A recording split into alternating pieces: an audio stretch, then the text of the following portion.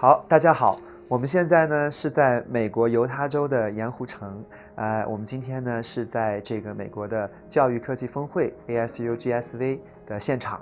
那么呢，我是好未来教育集团家长帮事业部的总经理张扬，在我身边的是一代网球传奇阿加西。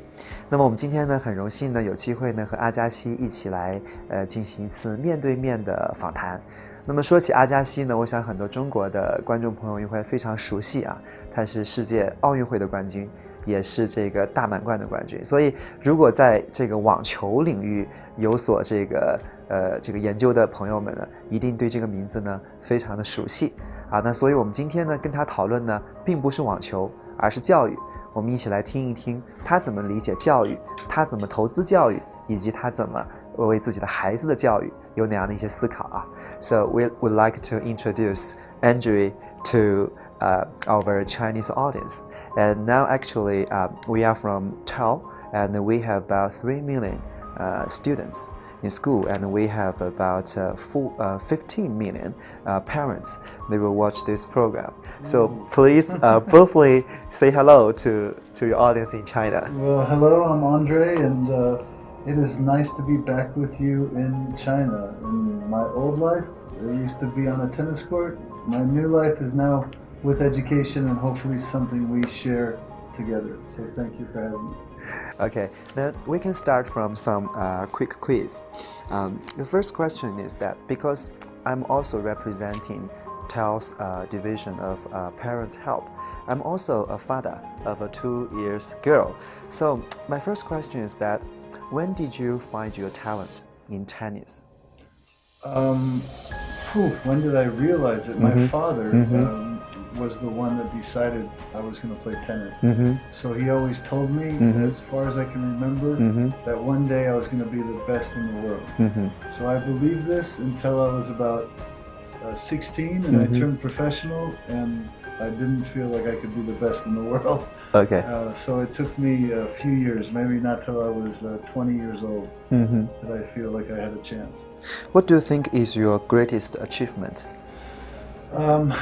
Greatest achievement, I would say, probably was going to #1 in the world, down to the bottom again, and then a second time to go back to #1. I think this was the hardest thing that I experienced through my career. Okay, and who is the person that you admire the most? That would probably have to be my wife. Okay. Yeah, she teaches me every day to live what you believe, to talk less and do more. What do you think tennis has brought to you? I mean, what is the biggest inspiration which can help you in your future? Yeah. I think tennis really at its core is problem solving. You have to figure out how to find solutions.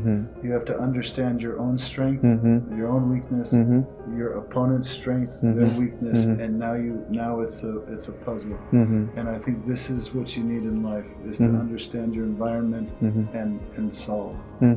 You said that you have a strict father. Do you think you are a tiger father?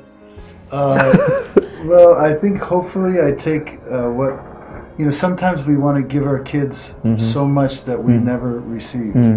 That sometimes we do not give them the one thing we did have, and my father gave me the platform to fight and to survive and to succeed. So sometimes I worry about this, but for me it's about choice. If my kids say something is important, then they must show it every day.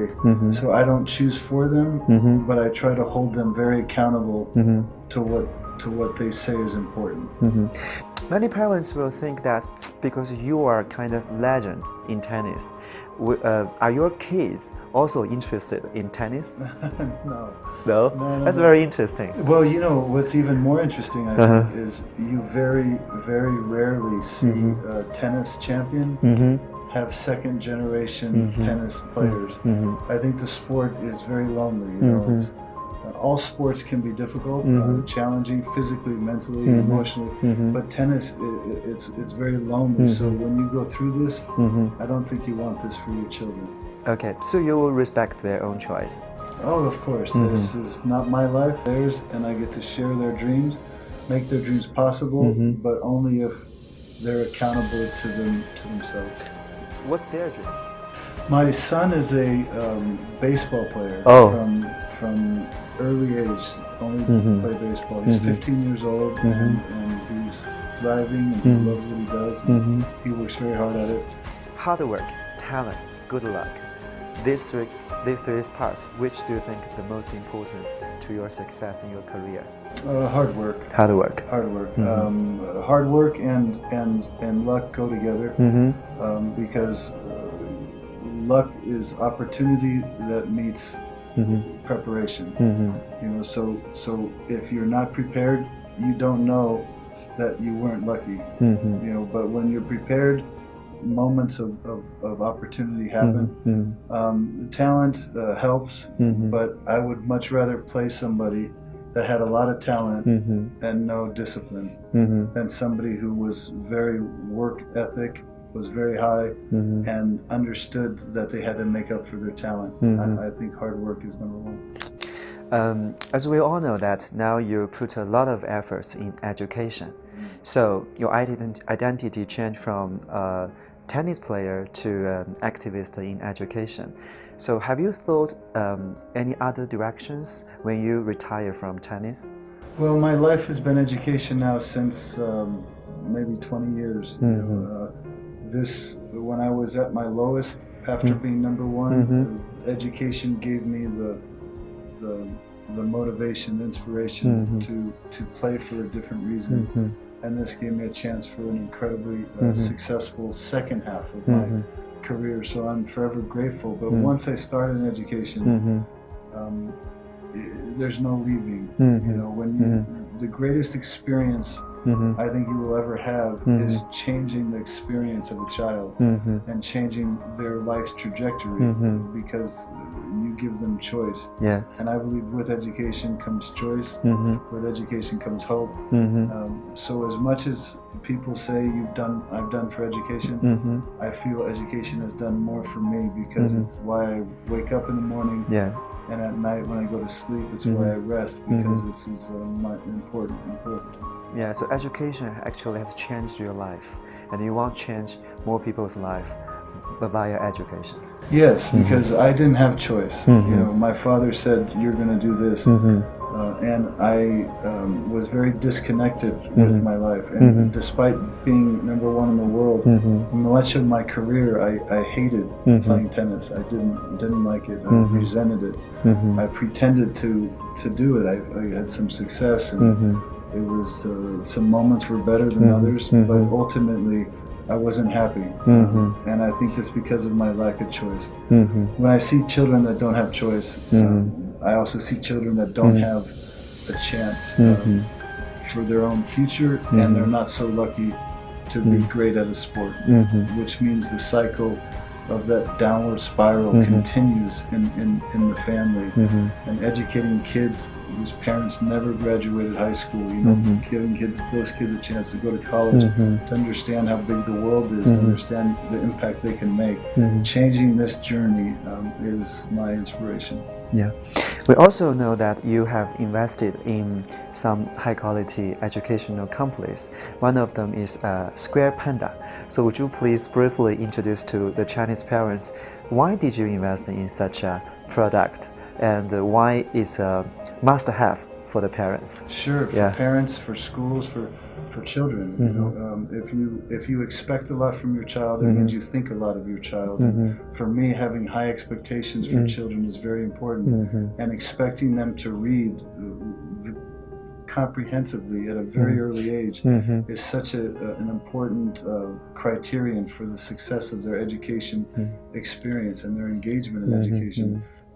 When Square Panda was presented to me as a technology that could make a difference, I first took it to my school, and I watched the children, and I saw the kids that struggled in kindergarten, couldn't read, you know, even sometimes earlier, and we see the difference that it was making. And so I'm very, if I believe something, if I'm wrong, I'm wrong, but it has to be authentic, and I have to give it everything. When I saw this difference, I said, not only am I putting money now behind Square Panda, I'm putting time, energy, and my brand, because this is an asset to any child to learn at a much faster rate. Plus, it has the ability to diagnose, or to not diagnose, but to early warn people if their child maybe has dyslexia. This is also important, because a lot of times children don't know this, parents don't know this till it's too late, and it's much harder. You know, it also teaches languages, and it helps kids to expand their knowledge base. So it has a huge impact on the classroom experience and in the home. My daughter is about 2 years old and a half. Do you think I can buy Square Panda in China? I will buy one for you. Okay, thank you. From 2 to 8 years old, this is the most important. The earlier, the better. Cool. And you also know that you founded a school in your hometown, Las Vegas. So why do you want to just establish a school? Well, when I was going through a difficult time in my life, as I was talking about, I realized that I needed to find my reason. When I saw the chance to help children through education, who didn't have choice in their life, this inspired me. And you know, epiphanies don't change your life. What you do with it does. So I had this epiphany that I could affect kids that don't have choice because of their circumstances. And then I acted on it every day. I took out a large mortgage. I built the school. Had to pay for it somehow. So I had my reason now for playing tennis.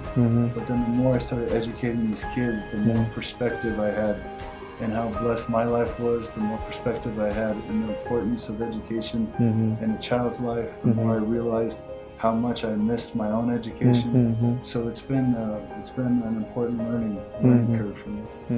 I heard you have an Agassi Foundation and helped a lot of public charter schools in the States.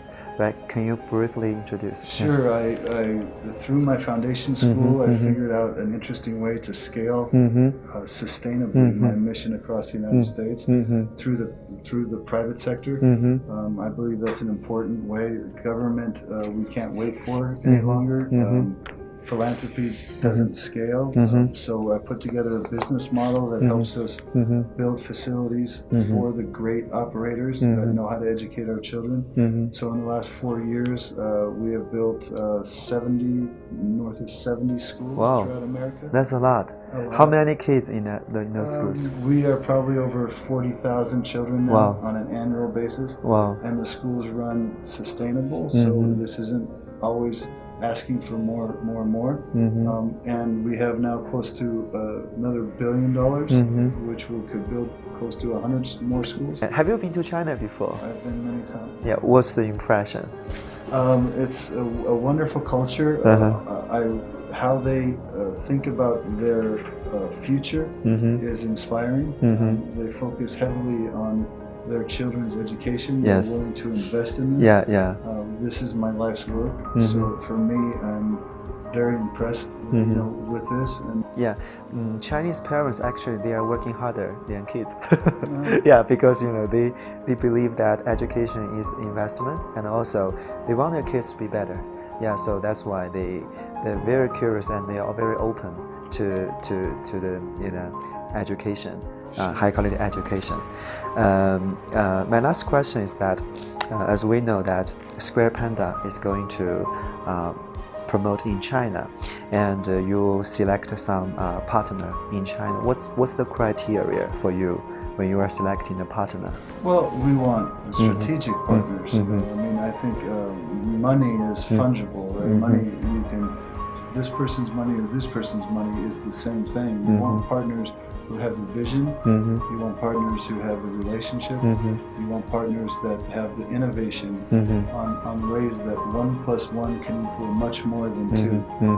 This is very important. I mean, I think a saying that I've lived by now for a number of years is business is easy, people are complicated. Yes. So if you can bring the right people together, I believe you can change the world. Thank you so much. And at the last, do you have any suggestion to the parents who are watching this program? My suggestion is continue what you're doing and prioritizing education in your children's lives. Look at Square Panda and what it can offer the development of your child. And please come say hi next time I'm in China. Come say hello, because I'm coming soon. 好，那我们也感谢大家就是收看我们今天的这一期节目啊。这期节目的这个访谈时间并不是很长，但是呢，我们跟阿加西在讨论的过程中有几点让我印象非常深刻。第一点是他提到他会非常尊重自己的孩子，就是我们一般会认为这种网球大师的孩子可能也是一个网球天才，但他说他的孩子呢却喜欢的是其他的运动，他也非常的尊重。那第二点就是他觉得努力会比运气更加的重要，所以在他的职业生涯中，他也付出了非常多的努力，才取得了这样的一些成绩。